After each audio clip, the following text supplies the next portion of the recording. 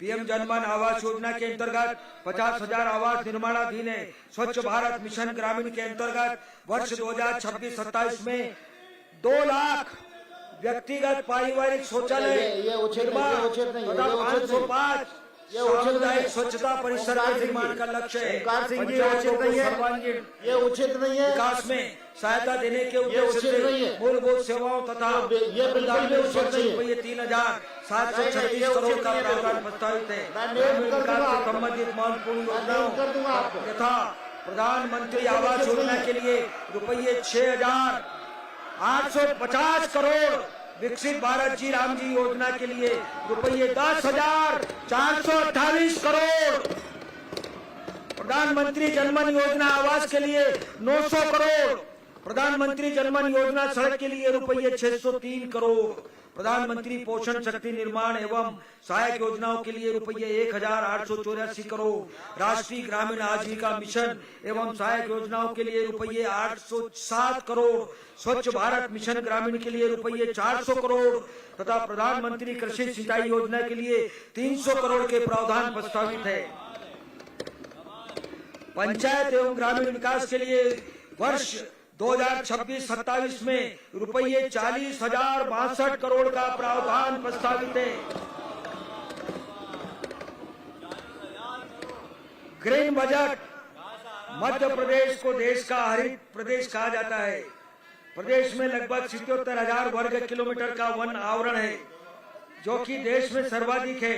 प्रदेश में वायु प्रदूषण को कम करने के लिए शहरी यातायात में इलेक्ट्रिक वाहनों के उपयोग को प्रोत्साहन दिया जा रहा है। राज्य शासन के विभागों में भी ई वाहनों के उपयोग को प्राथमिकता दी जा रही है। इंदौर एवं भोपाल में मेट्रो रेल के परिचालन के प्रारंभ होने के साथ मार्गों के विस्तार का कार्य निरंतर है।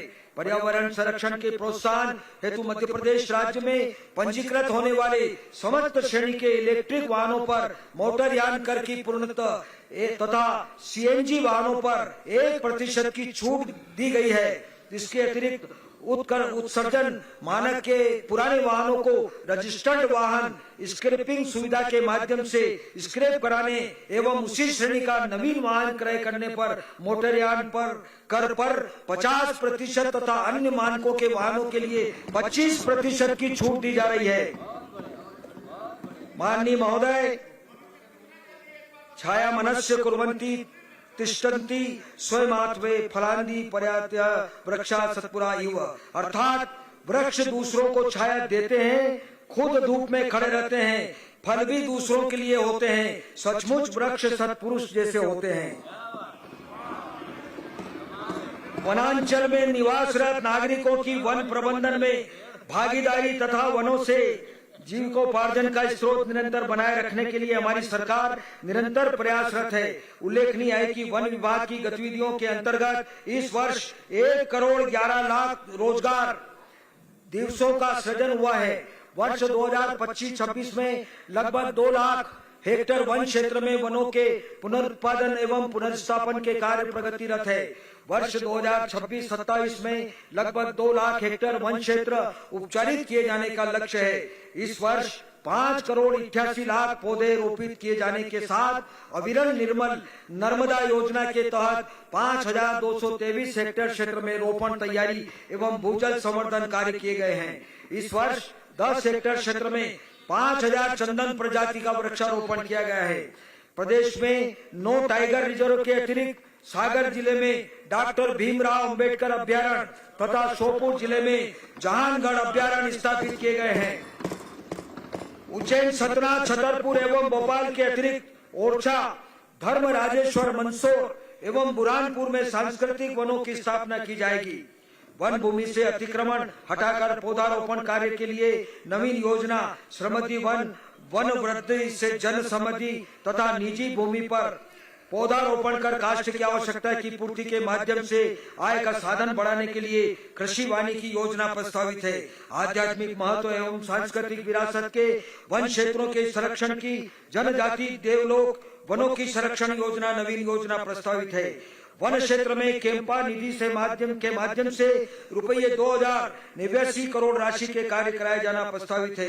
वन एवं पर्यावरण क्षेत्र के लिए रुपये 6,151 करोड़ का प्रावधान प्रस्तावित है। पर्यटन एवं संस्कृति, प्रदेश में पर्यटन आकर्षणों की विविधता व बहुलता है। प्रदेश में ऐतिहासिक, पुरातात्विक, प्राकृतिक सौंदर्य, धार्मिक महत्व तथा राष्ट्रीय वनोद्यान एवं अभ्यारण्यों की उपस्थिति के परिणाम स्वरूप साल दर साल पर्यटकों की संख्या में वृद्धि हो रही है। प्रदेश की समृद्धि, संस्कृति एवं विरासत के अपार आकर्षण को पर्यटन में परिवर्तित किए जाने के प्रयासों के उद्देश्य से पर्यटन नीति 2025 एवं फिल्म पर्यटन नीति 2025 तैयार की गई है। मध्य प्रदेश देश का पहला प्रदेश है जिसने eco sensitive zonal master plan बनाने का कार्य प्रारंभ किया है। ओंकारेश्वर, भोजपुर, सलकनपुर, रायसेन किला, जानापाव, भेड़ाघाट से 64 योगिनी एवं नरवर किले में रोप वे प्रस्तावित है। धार्मिक एवं सांस्कृतिक पर्यटन को प्रोत्साहित करने के लिए प्रदेश में रुपये 900 करोड़ से अधिक लागत के 17 सांस्कृतिक एवं धार्मिक लोगों के निर्माण कार्य पूर्णता की ओर है। हमारी सरकार के विशेष प्रयासों से प्रदेश की संस्कृति एवं विरासत को वैश्विक मान्यता प्राप्त हुई है। इसके सुखद परिणाम स्वरूप ग्वालियर किला, भोजपुर मंदिर सहित प्रदेश के 15 स्थल यूनेस्को विश्व विरासत की अंतिम सूची में सम्मिलित हुए हैं। बुंदेलखंड अंचल में पर्यटन की असीम संभावनाओं के दृष्टिगत पर्यटन स्थलों का वैश्विक स्तर पर विकास किया जा रहा है। खजुराहो को 50 वैश्विक प्रतिस्पर्धी पर्यटन गंतव्य योजना के अंतर्गत वैश्विक पर्यटन स्थल के रूप में विकसित किया जा रहा है।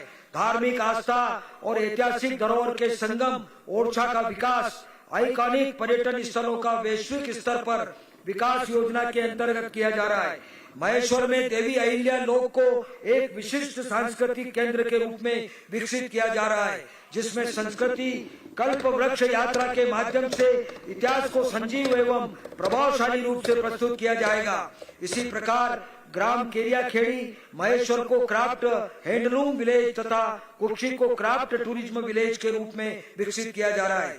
अनुसूचित जनजाति की जीवंतता को अभिव्यक्ति देते अलंकारिक शिल्प सृजन के लिए आदिवर्त जनजाति एवं लोक कला राज्य संग्रहालय खजुराहो में देश की पारंपरिक कलाओं के प्रथम गुरुकुल की स्थापना की गई है। मध्य प्रदेश की जनजाति बोलियों के मौखिक साहित्य को पुस्तक के रूप में प्रकाशित कर जनजाति गीतों तथा गायन परंपरा को आधुनिक माध्यमों में संरक्षित किए जाने के कार्य किए जा रहे हैं। देश में पहली बार मध्य प्रदेश के 5 घुमंतु तथा विमुक्त घुमंतु पारधी, कुछ बंदिया, बंजारा, गाडलिया, लुहार और बेड़िया समुदायों की विलुप्त होती बोलियों के शब्द संचय की